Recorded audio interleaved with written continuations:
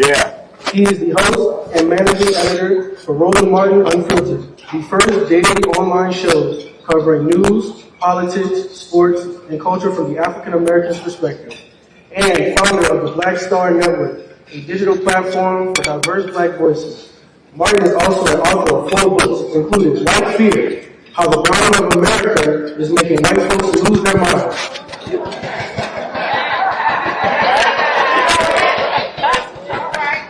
He's also a frequent contributor to other works. He delivers daily commentaries on iHeartRadio's Black Information Network and is a sought-after international speaker recognized for his insight on history, politics, and culture. Over his career, he has received more than 40 journalism awards, including NAACP Journalist of the Year Award, 4 NAACP Image Awards, and induction into both the NABJ Hall of Fame and the Society of Professional Journalists Fellows, the organization's highest honor. Martin has also contributed to CNN's Peabody Award-winning 2008 election coverage, served as a senior analyst for the Tom Jones Morning Show, and led several historic Black news outlets, including the Chicago Defenders. Named one of Ebony's 150 most influential African Americans and consistently ranked among the top Black pundits in the U.S., Martin continues to shape media and public discourse. A graduate from Texas A&M University, go Aggies. He has received multiple honorary degrees. He lives in Virginia and Texas with his wife, Jackie Hood Martin. So without further ado, brother Roland Martin. Roland Martin.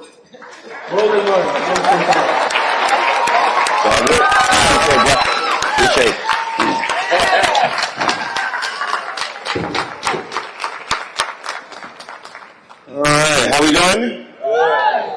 Good. Glad to see everyone here. Let's place that right there.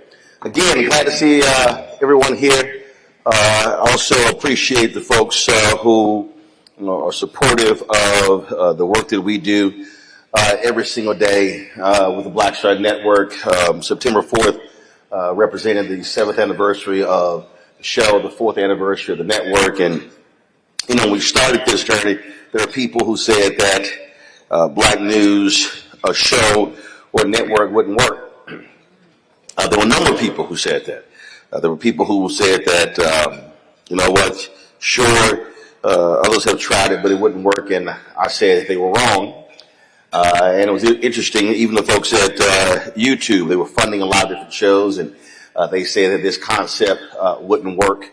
And so here we are 7 years later, and then when they lay out every week their top 100 podcasts, we're the only Black news show that's in the top 100 of all the shows across the world. And what it also means is that what we have to also understand is that we can't consistently talk about what we need or what we desire if we also unwilling to support it.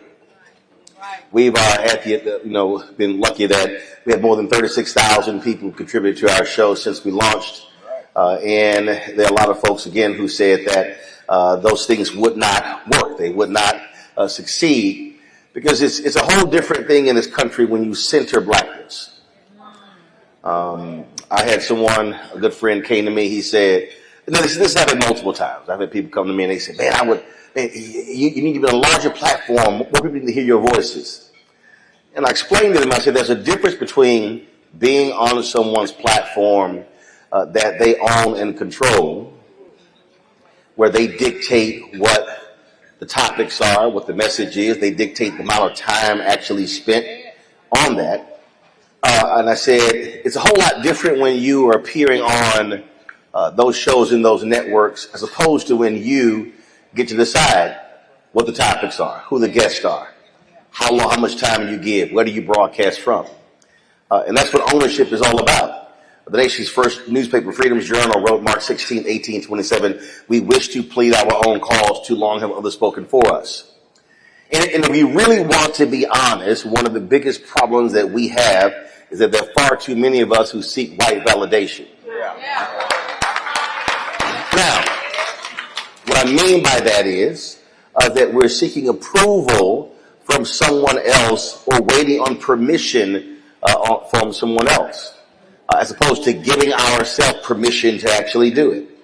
So when we spend sometimes 20, 30, 40 minutes, 50 minutes, an hour on a topic, knowing full well it won't even get 5 or 6 minutes on CNN, MSNBC, Fox News, all those different networks, then folks say, well, why would you actually do that? I said, because we're in a world where information is so critical.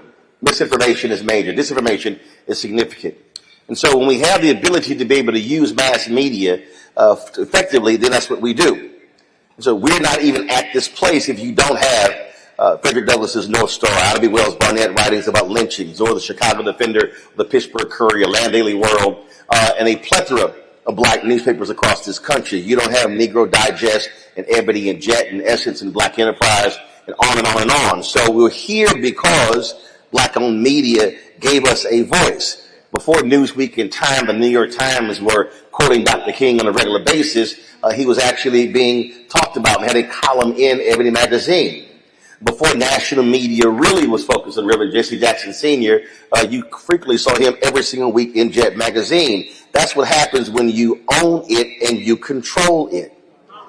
Again, you're not seeking someone else's permission. So what also has to happen is what we have to also then begin to do, whether we're talking about locally in states or in this country, we've got to be saying is, how are we actually supporting those media outlets that are speaking to our interests? So then you talk about black-owned newspapers and black radio stations and black television stations and black digital platforms.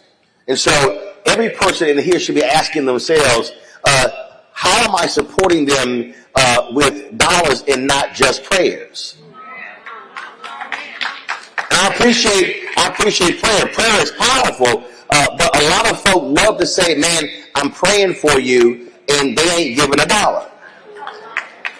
A lot of people will say, thank you for your work, thank you for your service, not realizing that, well, those things actually cost. Those things are real.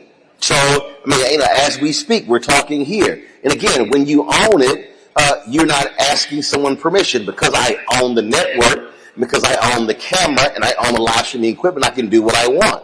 So we're streaming this right now, but do understand that live streaming unit that's sitting right here on the corner, that's $16,000. See, we're talking about a real cost. And so we have to recognize that freedom ain't free, which also means sometimes we have to also pay for our freedom. And that's critically important because we are facing a significant crisis in Black America in that we are on the verge of seeing black-owned media extinct. Do understand, you do not want to see the day when we're having to ask somebody else to tell our story.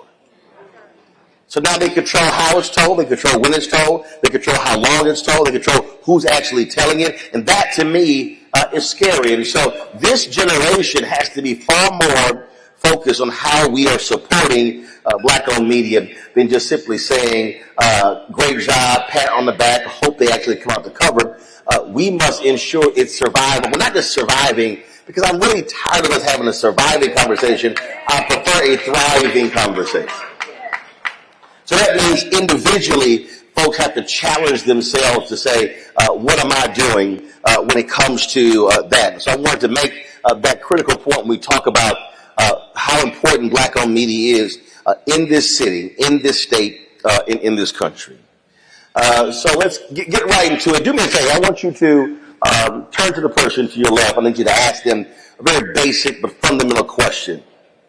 Why are you here?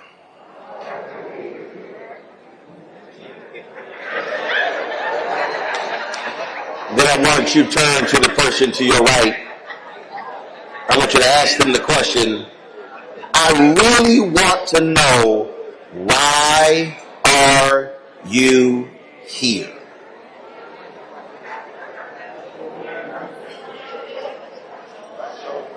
Now, I want you to imagine,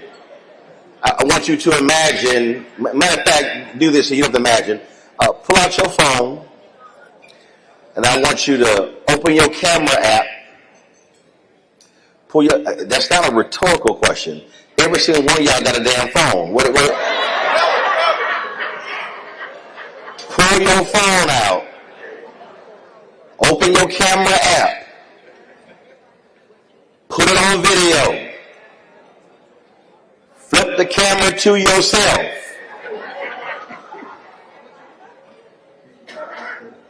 And now I want you to hit record. And now you to ask yourself, why am I at the NAACP Louisiana State Conference Freedom Fund Gala? Now you can hit stop.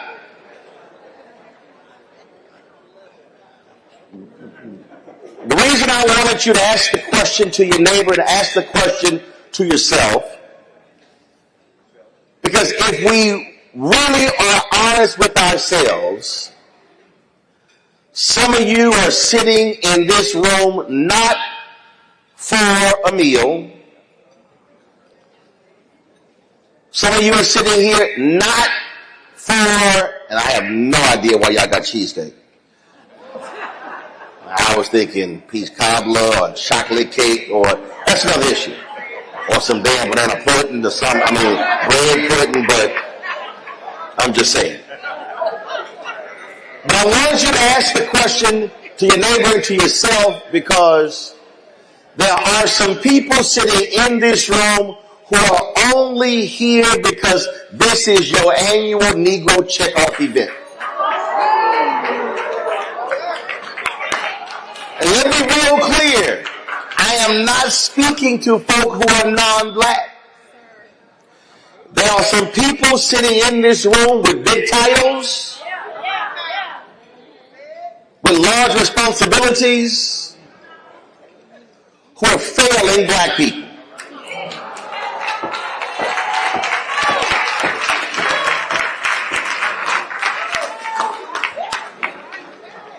There are some folk who are sitting in this room who claim to love our people, who are in their positions because of our people, but when you check the record, they have done little for our people.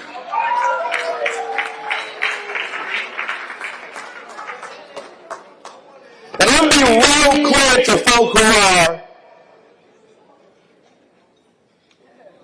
leery and who may say, well, why he got to go there? Because see, I need you to understand something. My maternal grandparents had 8 children. Those 8 children had 39 children. The 39 children had 70 plus children. The 70 plus had more than 120. And so I can go to Houston and literally see 200 people at any given weekend, any moment. A text message could go out to the family chat, and we'll have 60, 70, 80, 100 without a problem. So I did not come here to find any new friends.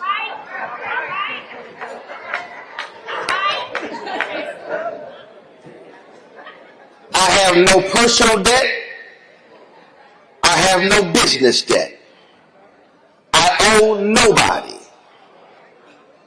So I'm not here hoping somebody can do me a favor.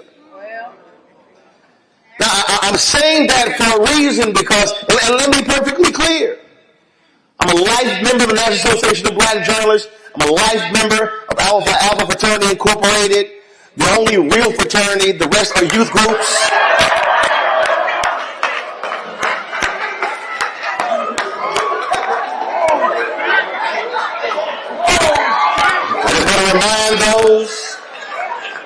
I just want to remind those with Alpha in their name, without Alpha in your name, you're not a real fraternity.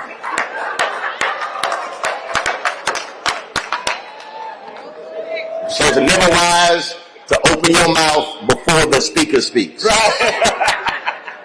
which shows you the immaturity of other youth groups. So my life member Bennett Beach, a life member Alpha, a member of the Super Power Phi, the Beret, Prince Hall Mason, but none of that means nothing because I don't need anybody else calling me brother. Now, why am I saying that? Is because part of the problem that we have is we really don't want to say the uncomfortable stuff. We really don't want to challenge folks. We say, man, you know, but can we just sort of soft shoe it? I simply can't do that. And the reason I'm more than a little ticked off is because how in the world in 2025 can we sit in a room, get dressed up, and drive our cars, talk about the things that we do, talk about our love for our frats and sororities and our organizations and our titles and who is a city council person or a mayor or a school board member and a judge, and you are sitting in the state where it's 1/3 black folk, and then when you look at the abysmal turnout in this state, then what you have to ask yourself, hold on, what you have to ask yourself is not how have black people failed in this state, how have black organizations like the NAACP, fraternities and sororities failed our people in this state. So you got to challenge yourself as to what is it that you're actually doing to be a change agent in this state. Here we sit on this day, on today, and in 11 days, the United States Supreme Court will be hearing oral arguments in a case emanating from this state that could very well wipe out half of the Congressional Black Caucus, and I need to understand why are black folks in this state so damn quiet.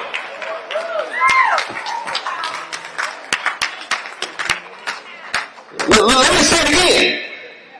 The Callis case could wipe out half of the entire Congressional Black Caucus, which is the largest caucus of the Democratic Party, 62 members. 61 right now because my alpha brother Sylvester Turner passed away. At 62, how can folk in this state be this quiet when there is a wholesale assault on black America, something that we have not seen in more than 60 plus years? You have a massive effort to defund every aspect of black America. They are attacking academic, business, political, social, health, every aspect. It is a wholesale assault on everything that we have fought for since the end of slavery, with Reconstruction, going through 92 years of Jim Crow, the Black Freedom Movement, and many of us are walking around as if, as that great scene in Scandal where Joe Morton tells Kerry Washington, you're running through a field of daisies and bombs, you're running through a field and bombs are going off and you're mistaking them for daisies. It is literally happening before our very eyes. 400,000+ black women out of jobs. Every black nonprofit in America has been adversely impacted by the attacks on DEI. Law firms, medical field, billions in grants wiped out. The downflow is enormous. You've got this twice impeached, criminally convicted felon in chief sitting there who wants to wipe out the federal disadvantaged business enterprise program as $37 billion program. Last year under Biden-Harris, $10 billion in federal contracts came to black businesses, less than 2%, but a record $10 billion. They're going to wipe that out.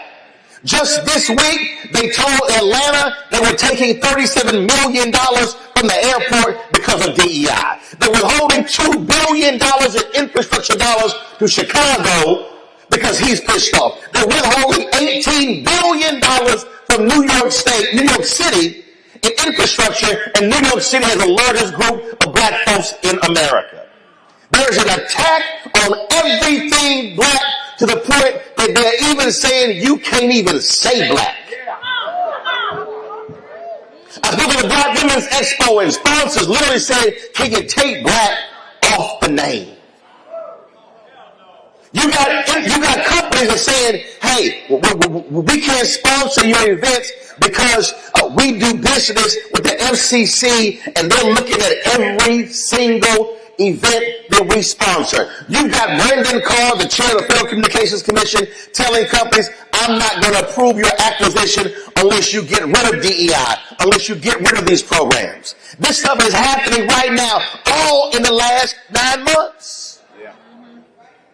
And we've got more folk who spend more time learning the goddamn line dance as opposed to what is happening to our people.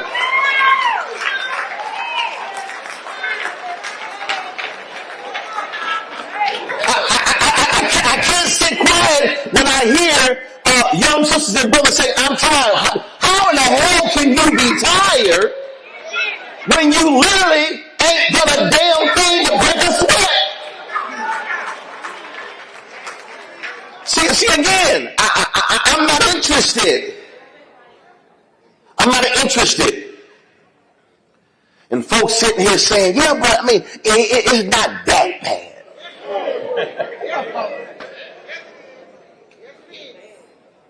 When you see the attack on black immigrants, when you see what is that, first of all, if anybody knows the history of this country, in this state, when it was not a part of this country, you don't even have the culture of Louisiana without black immigrants. And listen, this thing is happening everywhere. It's going from federal to state to county to city, school boards. See, do you understand? That Supreme Court case, if this hardcore Supreme Court invalidates the use of race in gerrymandering, you're not just going to see half of the black caucus wiped out. You're going to see state reps wiped out. State senators wiped out. County commissioners wiped out. You're going to see city council members wiped out. The entire infrastructure of single-member districts, which was hard fought. All of that. Now understand. Those positions get wiped out. Who now determines the budget? Who now determines the contracts? Who now determines who gets hired? Well, we are literally talking about the entire black political economic system that we literally died to achieve, that right now is sitting before us on the verge of being wiped out. So how could anybody be quiet and relaxed facing this? I need to understand, because I haven't received the call or the text. I am stunned with all that's going on. That I have not, somebody hit me and they said, every major black leader should be in Louisiana. But here's the problem. You can't come if you ain't called.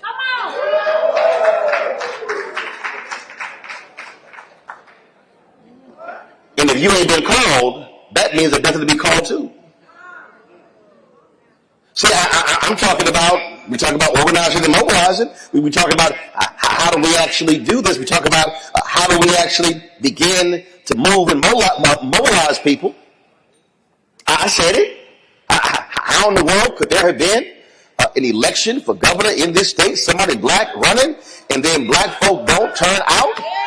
And then you have an infrastructure of the Louisiana Democratic Party who didn't do a damn thing to properly mobilize and organize black people, and there's some black people sitting on the committee who are still there. What have they actually done? See, I understand. I ain't got a problem firing people. I have no problem moving folk out, because if you're not doing anything to actually advance the good, you got to go.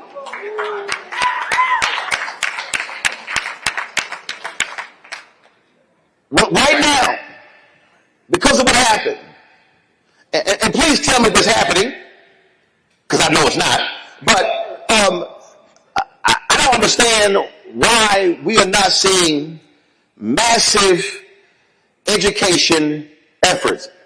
Not quarterly, not monthly. I'm talking about every week all across this state, breaking down the numbers, saying, okay, you talk about the 800,000 who are registered, but I don't care about the register. I want to know how many turned out.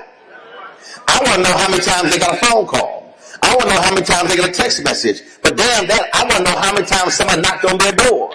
See, I need to understand how we pulling data to understand, breaking this thing down by precincts to know how many people who live in this particular area are eligible to vote, how many are registered, how many actually voted, then how we now mobilize and organize and knock on doors to actually reach those folks. See, that's why when I challenge various entities, various organizations, and we love sitting around talking in our public programs about, oh, we're doing this and we're doing that. But I tell you right now, if you let it go outside this building and you go to cities and towns across this country, and if you ask somebody, an average black person, if you see somebody in black and gold, who are they? They can't tell you what the colors represent. If you say pink and green, they can't tell you. If you say red and white, crimson and cream, they can't tell you. Or blue and gold, or any color. Why is that? Because too many folk in the D9 are so insular focused on our bullshit business internally, and nobody sees us externally, and then we wonder why people say we ain't doing nothing. So if you're in the D9, and as a group, you ain't showed up at a city council meeting, a county meeting, or a school board meeting as a collective, I'm trying to figure out what the hell are you doing? Ain't that much business inside of your groups when you ain't shown up at a community event? Same thing with the Prince Hall Mason. I was talking to one of the brothers. He said, hey man, we got this event in D.C. We got a march. I said, oh. I said, we got a march. Where are we marching? I said, two, why are we marching? I said, I'm not putting on a black suit and a black tie and gloves and an apron to walk down the street for no reason at all. Same thing for Eastern Star, Links, all these groups. We have so many organizations. The question is, what are we doing with our organizational power? So again, you got to answer the question for yourself. We're cutting checks for dues, but what are we actually doing? See, that's the kind of challenge that we have to be giving ourselves. And I know somebody's sitting here saying, well, okay, that's fine, but understand, if you read Dr. King's book, Where Do We Go From Here, Chaos or Community, he literally said the exact same thing. So this ain't what I'm saying. He wrote this in 1967. In his book, he said we have four groups that are prime position to liberate black America. The Negro Church, the Negro Press, Negro Fraternities and Sororities, Negro Professional Organizations. He said all four of them have never fully given themselves to the liberation of our people. That's what he wrote. Okay, see, some of y'all looking at it right now. Y'all like, okay, I hear you saying that. Okay, so fine. So should you sit here and think I'm just making this up? Okay, not a problem. Because, see, it's all good. Because I got it right here. So let me go ahead and read it for you. This is in his words. There are already structured forces of the Negro community that can serve as the basis for building a powerful united front. The Negro Church, the Negro Press, Negro Fraternities and Sororities, and Negro Professional Associations. We must admit that these forces have never given their full resources to the cause of Negro liberation. There's still too many Negro churches that are so absorbed in a future good over yonder that they condition their members to adjust to the present evils over here. Too many Negro newspapers have veered away from their traditional role as protest organs, agitating for social change, and have turned to the sensational and the conservative in place of the substantive and the militant. Too many Negro social professional groups have degenerated into snobbishness and a preoccupation with frivolities and trivial activity. But the failures of the past must not be an excuse for the inaction of the present and the future. These groups must be mobilized and motivated. That ain't me. That's Reverend Dr. Martin Luther King Jr. You see, the problem is, so many of us have gotten caught up in Dr. King being that civil rights mascot or bobblehead, where all we do do is quote his mountaintop speech. We quote his I Have a Dream speech. But see, we only quote the bottom of the mountaintop speech, but it was the last 2 minutes, was another 31 minutes where he talked about the importance of black folks moving as a collective in order to change our condition. See, we do the same thing white folks have done. Play the mountaintop speech in a theological context. That's the hoop part, but you can't get to the hoop part unless you go through the scripture and the thesis of the sermon. So when I asked you the question, why are you here? That was a pivotal question, because if you're sitting in this room and you're attending the conference, the question then becomes, what do you do leaving here to actually be a real agent of change? Once you take off your suit and your tie and your dress and your pumps and your tuxedo, are you willing to put some overalls on to go to the very people to begin to change some stuff in our community? That's really why you have to answer the question. Because so many of us are playing this thing safe because we are so comfortable in our present condition, and we are literally watching as the attacks are going all around us. And what is happening today is going to have a negative implication for our children's children. See, so you now got to confront yourself when I want you to record this, because see, here's what's going to happen. If I'm thinking 10, and I'm not talking about 100, I'm talking about 10, 15 years. If all of a sudden the road that we're on right now, and we see not just the unraveling, but the total destruction of black infrastructure, let me tell you what's going to happen in 10, 15, 20 years. There's going to be some grandchildren asking, what did you do when they were putting a blowtorch to black America? See, if you're in this room and you are still talking about the deacons of defense from the 60s, and you not created a 2025 version of the deacons of defense, first of all, let me just go ahead and ask this question. Raise your hand if you even have any idea what I'm talking about when I say deacons of defense. That's part of the problem right there. 1/3 of this room raised their hands when you had a group of black men who were involved in the church, who literally were protecting black communities from the Klan. Y'all, that happened in your state. It happened down the road. So maybe part of the problem we have is we got some highfalutin Negroes in here who don't even know our own history. So if you don't know your history, you don't know where you're going, because you ain't got no clue where you're in. See, I told y'all I ain't come here to make no friends. I'm trying to tell y'all, what I'm laying out here ain't a Louisiana thing. It's in Texas, in Mississippi, in Arkansas, in North Carolina, in South Carolina. It's in every state. They are trying to do everything to take black people out. Conservative billionaires have said, they have been lauding Charlie Kirk as if he was Jesus or a saint, and if he said out his own mouth that the Civil Rights Act of 1964 was a mistake.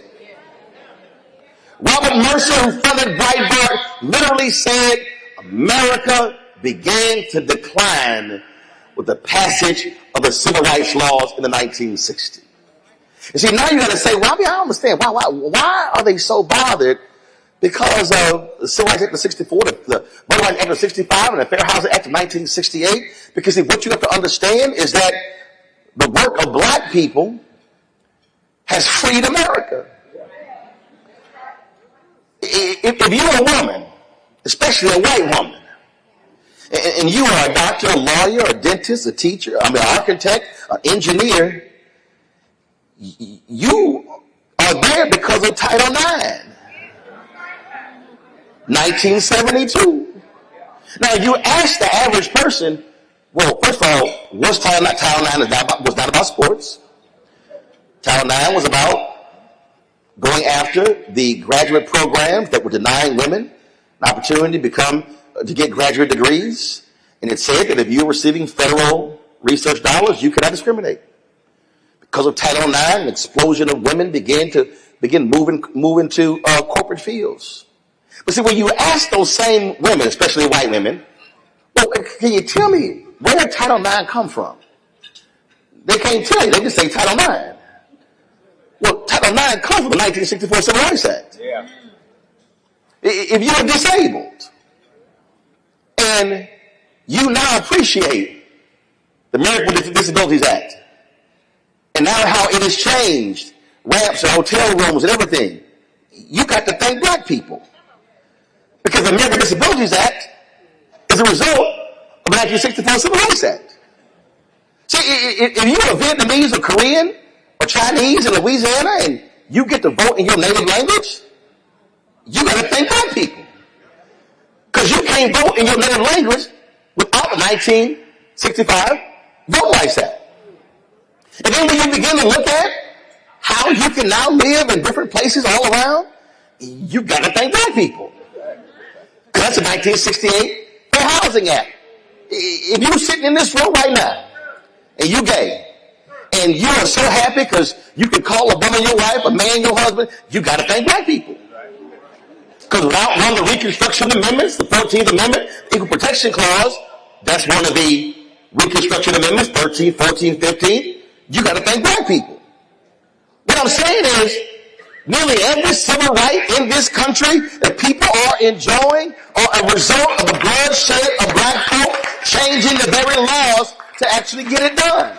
Nobody has benefited more from affirmative action than white women. They should thank black people, because were it not for affirmative action, those things would not be happening. All I'm trying to say is that they are targeting everything that we have fought and died for, and at some point folk today got to be willing not just to fight for that, to reclaim that, but say, no, we're going to take more territory. We got more stuff to do. This is a moment where this generation has to stand up and wake up and get involved and get activated and not be silent and not be complacent and not be complicit.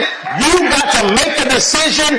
What am I prepared to do? So if you came to this conference for a dinner and a speech, you failed yourself. If you came here and did not recommit yourself to the fight, then all you did is waste your time. This is a moment where real black folks have got to stand out, fight like hell, and challenge everybody who wants to take us out. So you got to make a decision today. Are you willing to get in this game? Are you willing to fund it? Are you willing to organize, to break the sweat? And then you must do as my friend from the Britain Wilson Tandy told him, we're going to fight until hell freezes over. We're going to fight on the ice.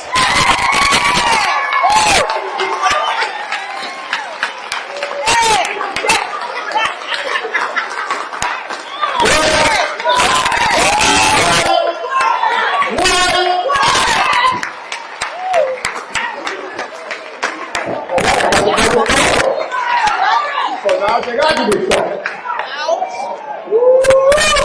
Now, remember I told y'all earlier, we start this thing off with, what are you willing to fight for? Because there's a difference when you're a free man. Yeah, it is. Because see, when you're free, you don't owe your oppressor a damn thing.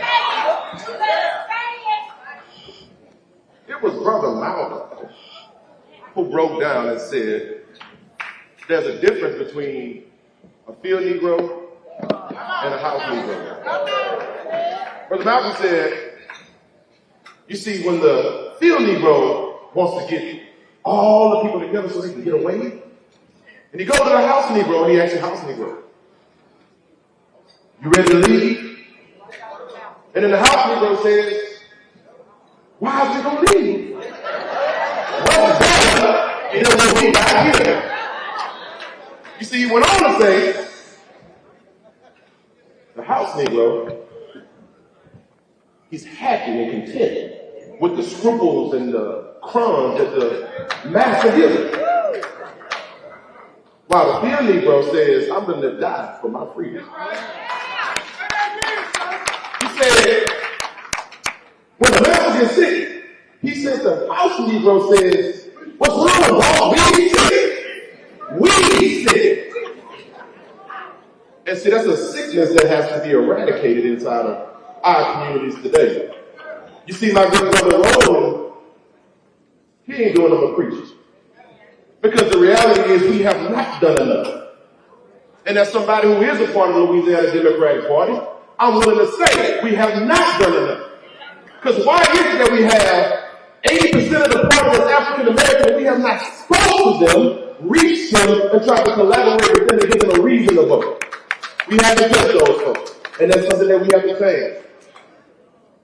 But first we got to look ourselves in the eye and say, what have we not done? As he said, we haven't advocated enough. We have not spoken enough about black issues. We don't care as much as the other side does. Point of contention, Charlie Kirk. I said, they don't talk about Charlie Kirk. I'm going to talk about Charlie Kirk because one, I'm a free man. Number two, the truth got to be said. Now, nobody's going to say that somebody's going to die in front of their kids so they can see it over and over. But the reality is this. The power of the tongue is real. What you put out is what you get back. That's how the universe works. That's what he said. Chickens always come home to roost. But the point that I'm making is, we've got to care as much about our issues as they care about theirs. Yeah. These people were willing to storm our United States Capitol for what they thought was right. Now, I ain't telling you to go to jail, but I'm telling you to fight. Because the people that came before us, ancestors, they fought. The question you got to ask yourselves, and this is for all the kids, the young people inside of the building, what's going to be left standing when this is all done?